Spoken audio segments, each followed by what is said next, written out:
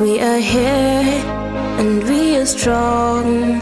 Let's be counted as we move on. Make a difference, change lives as we tell our different stories. We are capable, beautiful. We are born to do great things. We're unstoppable, incredible, 'cause we're differently abled, differently. My name is Jane Theuri. I'm Ruth Mweni. Let's get started. We're differently abled, differently. Mobility is a challenge for persons with disabilities for both indoors and outdoors in most spaces. A group of NGOs came together to research and give recommendations on how an environment can be inclusive and accessible to all. Take a look. Accessibility is key in the journey to inclusivity for persons with disabilities. The design of the environment we live in greatly contributes to the input of persons with disabilities. Accessibility needs of persons with disabilities is still not a priority of the various project designers and developers with regard to upcoming housing and infrastructure development.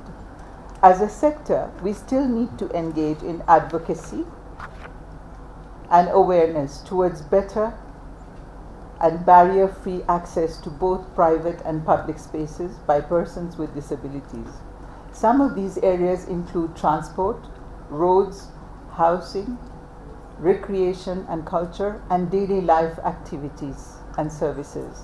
Global Disability Innovation Hub partnered with Kilimanjaro Blind Trust Africa to carry out a research and present the findings and recommendations on inclusive design and accessibility of the built environment in Nairobi. We are working in Nairobi on lots of different projects. There's a big UK aid funded programme called AT 2030, which is looking at access to assistive technology, AT, such as wheelchairs, hearing aids, spectacles, those types of things. So we've got a lot of projects that we're doing in Nairobi.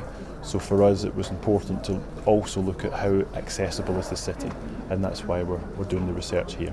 Nairobi is a beautiful cosmopolitan city with a population of 4.3 million, with a wonderful infrastructure.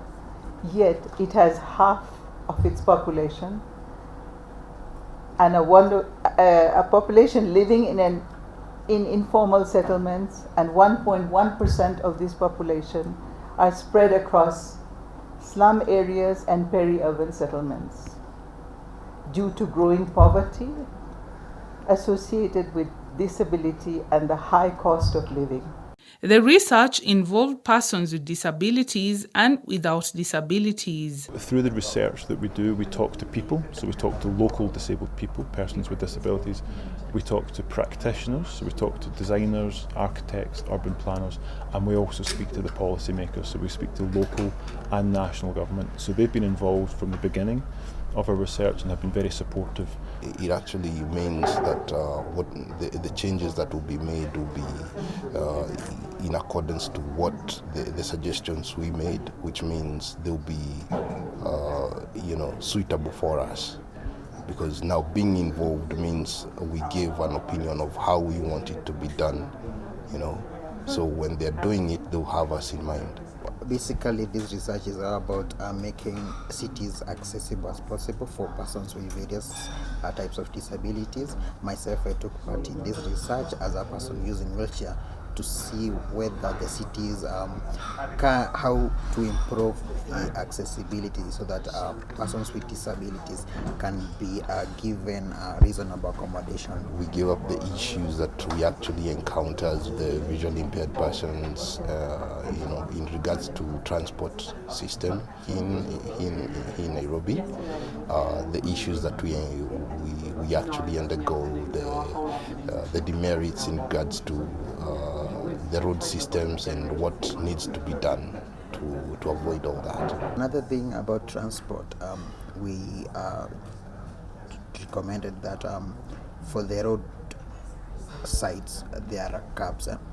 So there should be fitted with a ramp before you get to the main highway to separate the road and the road that a person with the wheelchair can use.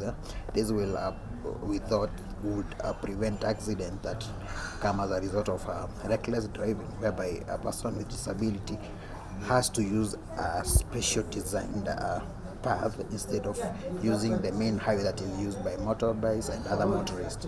With 6 cities involved in the research, they will be the benchmark for more cities and towns across the globe. This piece of work is across 6 cities, mostly in developing countries. So the 6 cities are in Mongolia, in India, in Indonesia. In Africa, we've got Nairobi in Kenya and also Freetown in Sierra Leone. And then the final case study will be Medellin in Colombia.